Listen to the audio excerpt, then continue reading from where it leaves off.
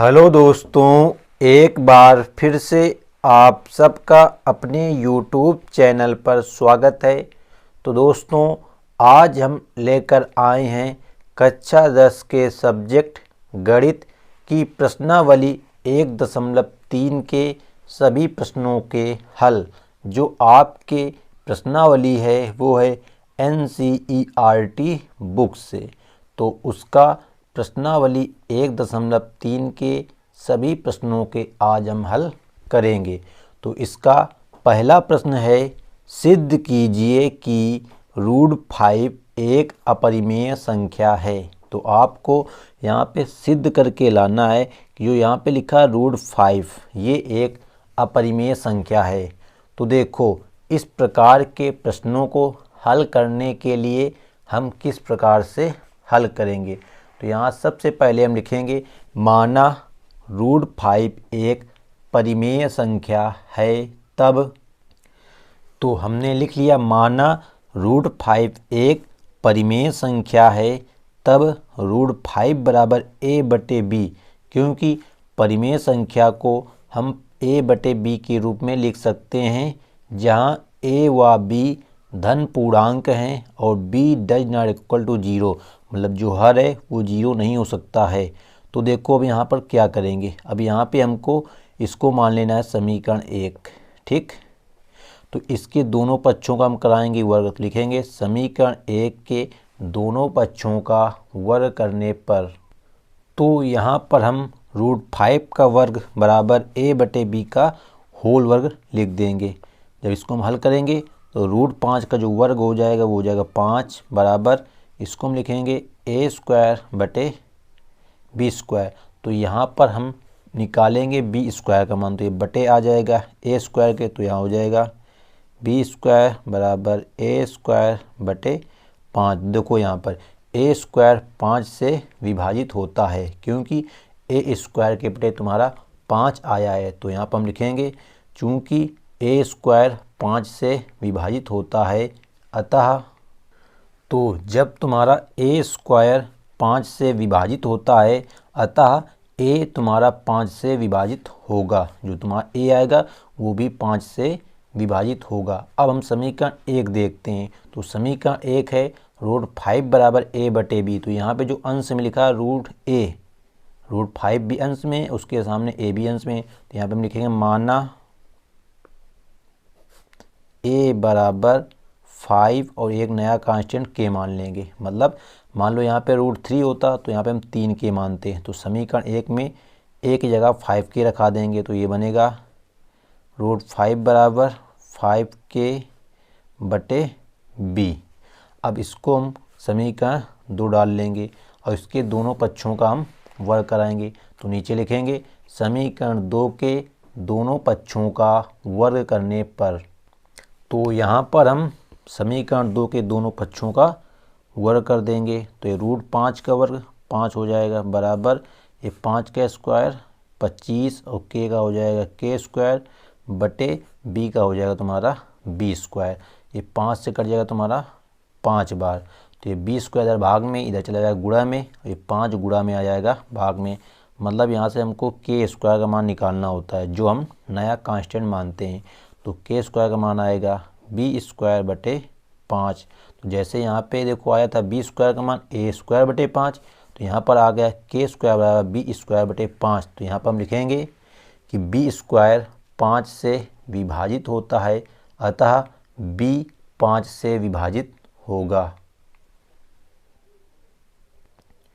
तो अब हम नीचे लिखेंगे, अतः a और b का कम से कम एक उभयनिष्ठ गुणनखंड कौन सा आ रहा। देखो a में भी तुम्हारा 5 आया था, अब b में भी आया है 5। तो यहाँ लिख देंगे, अतः a और b में कम से कम एक उभयनिष्ठ गुणनखंड 5 प्राप्त होता है।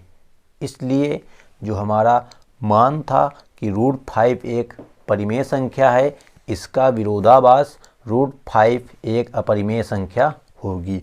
ये आपको नीचे लिख देना है। और इसमें तो इस प्रकार हम नीचे लिख देंगे, अतः a और b में कम से कम एक उभयनिष्ठ गुणनखंड 5 है, इसलिए √5 एक परिमेय संख्या है, लेकिन हमको सिद्ध करना था कि √5 एक अपरिमेय संख्या है। तो ये अपरिमेय क्यों सिद्ध हुई है? यह विरोधाभास हमारी गलत कल्पना के कारण है, क्योंकि हमने क्वेश्चन में देखो ऊपर माना था कि माना √5 क्या है, तुम्हारी परिमेय संख्या है। तो ये हमारी गलत कल्पना थी, मतलब हमने माना था इसको, इसलिए √5 एक अपरिमेय संख्या होगी। तो ये तुम्हारा हो जाता है क्वेश्चन प्रूव्ड कि √5 जो तुम्हारी एक वो क्या है, अपरिमेय संख्या है। तो दोस्तों इस प्रकार के प्रश्न आपके बोर्ड एग्जाम में पूछे जाते हैं। जैसे हमने कह दिया √2 को सिद्ध करो, √3 को सिद्ध करो कि ये अपरिमेय संख्या हैं। तो जैसे इस प्रश्न में आपको √5 दिया था, तो यहाँ पे सभी जगह 5 5 था। मान लो √2 होता तो यहाँ पे 2 हो जाता, यहाँ पर 2, फिर यहाँ पे 2 होता, क्योंकि √2 का स्क्वायर 2 आता है, यहाँ बटे 2 हो जाता। इसी प्रकार जब यहाँ मानते a बराबर 5 के, तो यहाँ मानते a बराबर 2 के। तो इसी प्रकार आपको इन दोनों प्रश्नों को हल कर लेना है। तो अब देखते हैं प्रश्न नंबर दूसरा। तो हमारा प्रश्न नंबर 2 है, सिद्ध कीजिए कि 3 + 2√5 एक अपरिमेय संख्या है। तो यहाँ पे आपको दो पद मिल गए, 3 + 2√5। तो इसमें भी आपको मानना है, माना 3 + 2√5 एक परिमेय संख्या है, तब 3 + 2√5 बराबर a/b, क्योंकि परिमेय संख्या को हमेशा a/b के रूप में लिखा जाता है, जहाँ a व b धन पूर्णांक हैं और b does not equal to 0। अब देखो इस प्रकार के प्रश्न, और जैसा हमने आपको इसके पहले इस प्रकार क्वेश्चन कराया है, मतलब √5 था, तो इन दोनों में फ़र्क होता है। फ़र्क क्या है देखो ज़रा, इसमें क्या करेंगे, रूट वाली संख्या एक साथ कर लेंगे और जो संख्याएं पूर्ण वाली हैं उनको अलग कर देंगे। तो इस 3 को उधर पक्षांतर कर देंगे, तो यहाँ बचेगा 2√5 बराबर a/b माइनस का 3। इसमें हम b लासा ले लेंगे तो कितना हो जाएगा, a माइनस का इसका इसमें गुणा हो जाएगा, तो 3b/b हो जाएगा। हमको यहाँ केवल √5 रखना है, साथ में 2b इधर कर देंगे भाग में, तो यहाँ आएगा √5 बराबर a माइनस 3b/2b। अब देखो यहाँ पर हमको पता है कि ये √5 जो तुम्हारा क्या है, एक अपरिमेय संख्या है। तो ये तुम लोग सोचो ज़रा कि क्या a माइनस 3b/2b एक अपरिमेय संख्या होगी कि नहीं होगी? होगी, क्योंकि जैसा आप लोगों ने अगर त्रिकोणमिति पढ़ा है अभी तक, तो वहाँ पे जो मान लेफ्ट हैंड में लिखा होता है वही मान राइट हैंड साइड में भी आता है। तो मतलब दोनों मान क्या होते हैं, बराबर होते हैं। तो उसी के हिसाब से हम कह सकते हैं कि हम जानते हैं कि √5 एक अपरिमेय संख्या है, इसलिए a माइनस 3b/2b भी एक अपरिमेय संख्या होगी। अतः 3 + 2√5 एक परिमेय संख्या है। फिर आपको लिखना है, यह विरोधाभास हमारी गलत कल्पना के कारण है, अतः 3 + 2√5 एक अपरिमेय संख्या होगी। तो ये आप लोगों को इसमें नीचे लिख लेना है हिंदी में। तो इस प्रश्न का बस इसी प्रकार सॉल्यूशन करके छोड़ दिया जाता है। तो आप लोग वीडियो को रोक करके जब हमने आपको जो बताया है उसको यहाँ पर लिख लेना है। ओके, तो अब देख लेते हैं प्रश्न नंबर 3 को। तो तुम्हारी बुक का जो प्रश्न नंबर 3 है, लिखा है सिद्ध कीजिए कि निम्न संख्याएं अपरिमेय हैं। यहाँ पर आपको 3 प्रश्न दिए गए हैं। फर्स्ट पार्ट में है 1/√2, सेकेंड पार्ट में है 7√5 और थर्ड पार्ट में है 6 + √2। तो जैसा कि हमने अभी आपको प्रश्न नंबर दूसरा कराया जिसमें क्या था 3 + 2√5, उसी के तरीके आपको इस प्रश्न को कर लेना है। इसके बराबर a/b मान लेना है, हिंदी वही लिखनी है जो वहाँ पे लिखी गई है।